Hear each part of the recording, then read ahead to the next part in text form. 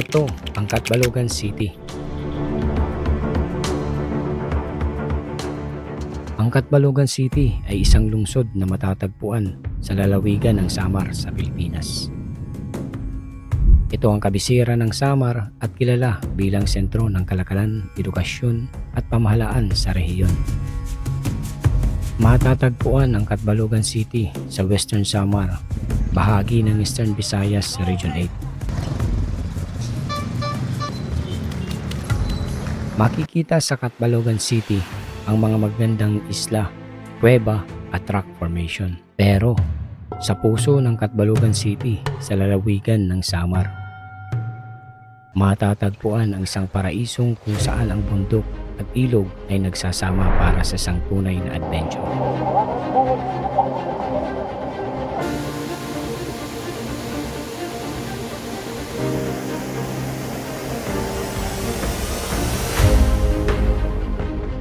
Kilalang kilala ang lugar na ito, pero sa likod ng ganda nito ay may nakatagong hamon ng mga matatarik na bangin, malamig na agos ng tubig at mga kapal na gubat na perpekto para sa canyoneering.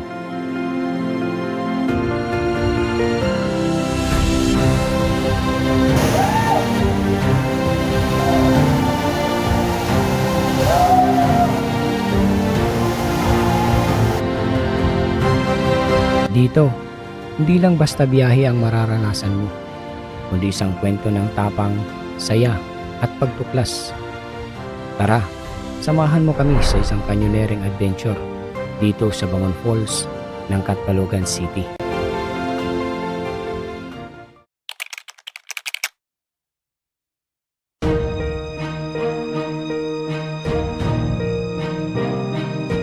Alas 2 na ng hapon nang makarating kami sa Barangay San Andres ng Catbalogan City. Ngayong araw ay mag-ano tayo, canyoneering. Mag-canyoneering kami sa Bangon Falls.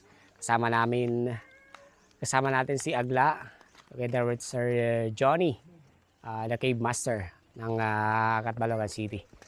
O tara. Simula dito ay naglakad kami papunta sa water purifier ng Catbalogan Water District o Colador kung tawagin nila.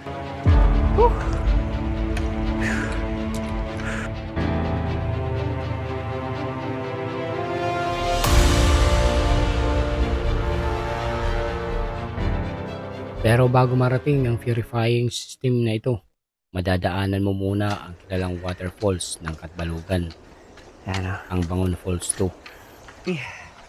Nakarating na kami sa Bangon 2. Rinig ko na yung mga naliligo dito ngayon. At dahil linggo sa araw na ito, nabutan namin na marami ang mga naliligo. Ito yung mga naliligo dito ngayon. Andun na si Agla bumaba. Hey guys! Oh, shout out ka mo, shout out, shout out.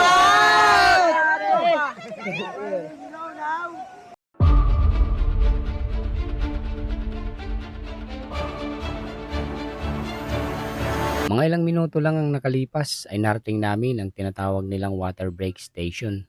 Water break muna. Water break muna. Yan. Ito yung totoong nature spring. Ito talaga yung sinasabing nature spring kasi galing talaga sa nature. At dito na pala mag-uumpisa ang totoong adventure namin. Din kita mag-start. Din na? Okay. So dito na pala tayo bababa, guys.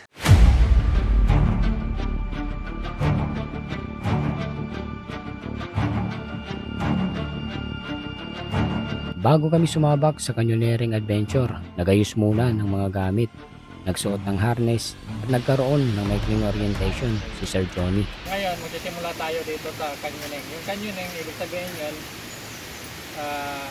nag-trekking ka, nag-jumping, rappelling, level trekking. Kaya, ibig sabihin nito, marami siyang activities. Hindi lang yung nagwawalk ka lang. Kaya naka-gear up tayo para safety yung ating pag-canyoning. So, meron tayong harness, meron tayong life vest, meron tayong helmet, saka meron tayong rope. Kasi minsan, yung mga waterfalls na matataas, kailangan natin mag-rappel.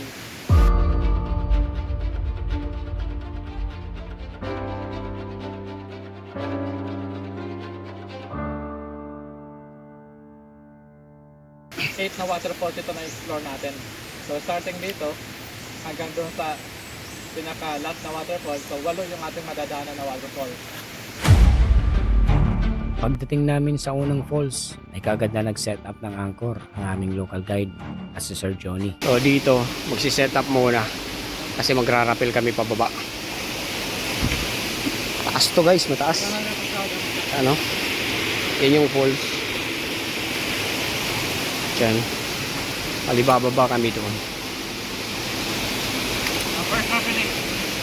First rappel namin to ngayon.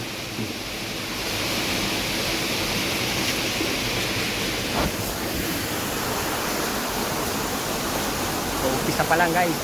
Marami-rami pa to. Bali, sabi ni Sir Johnny, 8 falls daw yung dadaanan namin.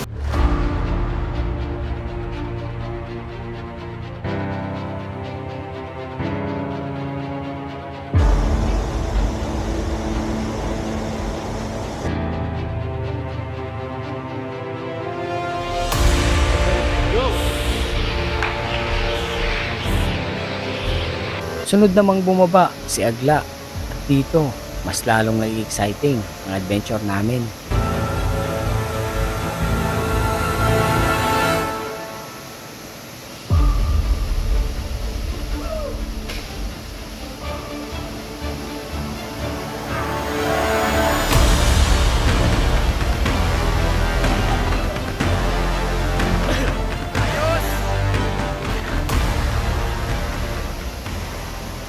Pagkatapos nating lahat na makababa, agad kaming nagtungo sa second falls.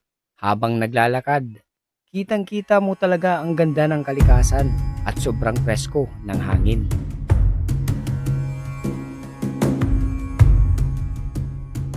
Pagdating namin sa second falls, naglagay agad kami ng tali na hahawakan papunta sa rappelling area.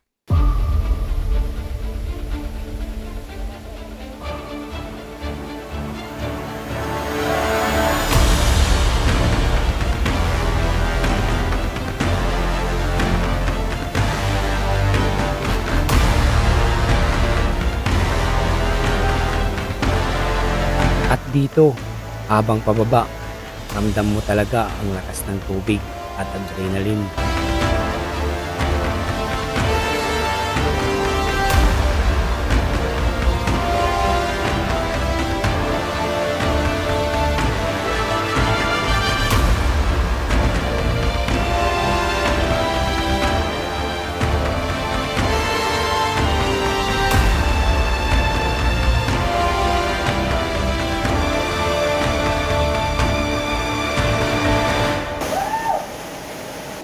Habang tinatahak namin ang ilog, hindi lang adventure ang dala namin, pati malasakit sa kalikasan.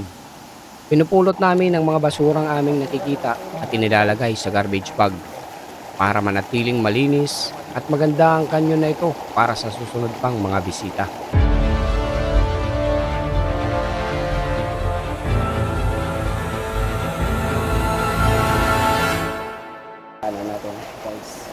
Matapos ang ilang minutong paglalakad mula sa second falls, narating namin ang third falls.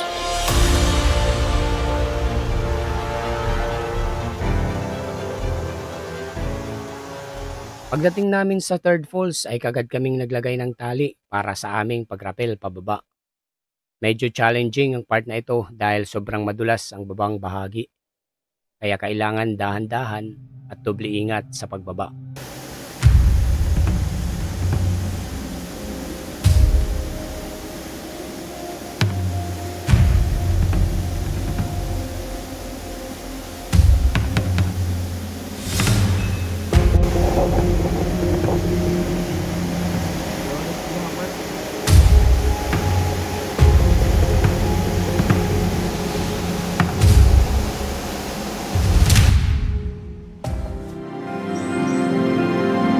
Pero pagdating mo sa baba, sulit lahat ng pagod dahil sa magandang tanawin at sobrang lamig ng tubig. Kaya hindi na namin napigilan ni Agla na maligo sa ilalim ng napakagandang waterfalls.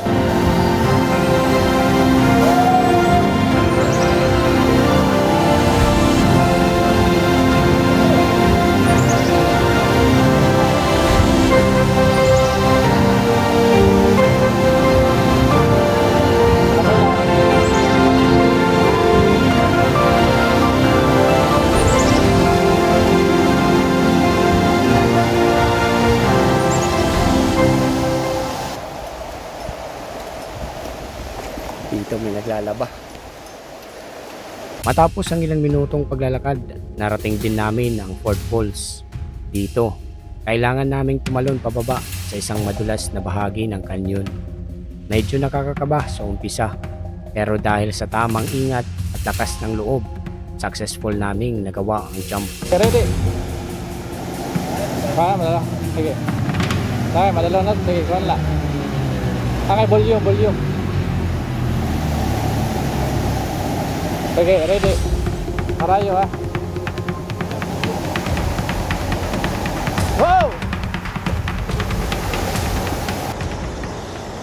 At sa di kalayuan ay narating din namin ang magkalapit-lapit na 3 falls. Ang pang-5, 6 at 7.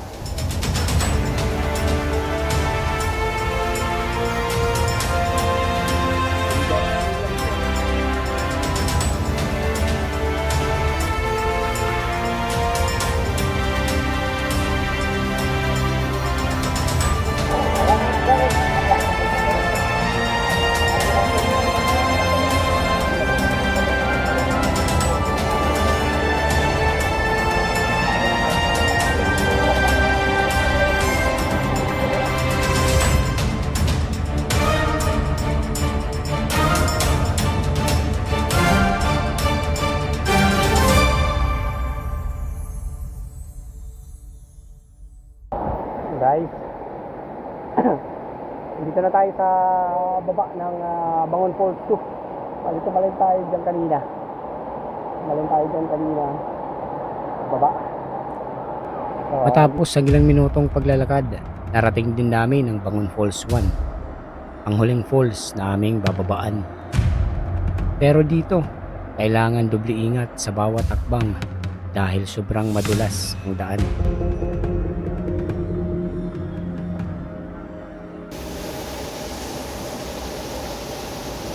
Okay, sige.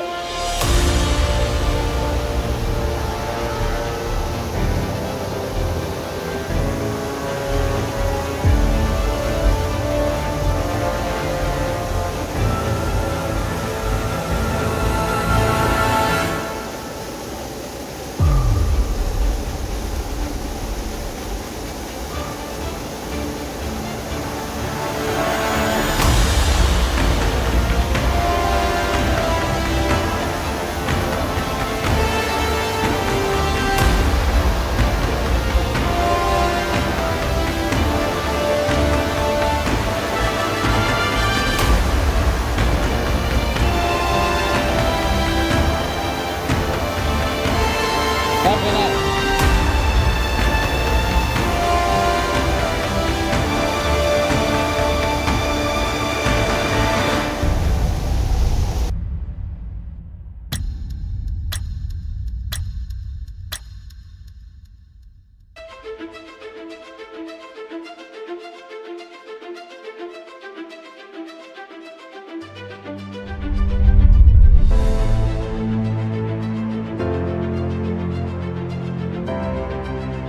Sa aming canyoneering adventure, hindi lang pagod at takot ang aming naranasan, kundi pati saya, teamwork at paghahanga sa ganda ng kalikasan. Maraming salamat sa inyong panonood. Sana ay nag-enjoy kayo sa aming adventure. Huwag kalilimutang mag-like, comment, share at subscribe para sa mas marami pang susunod na lakbay at adventure. Ako nga pala si Mike ng Samat Traveler. Tara, gala ulit tayo.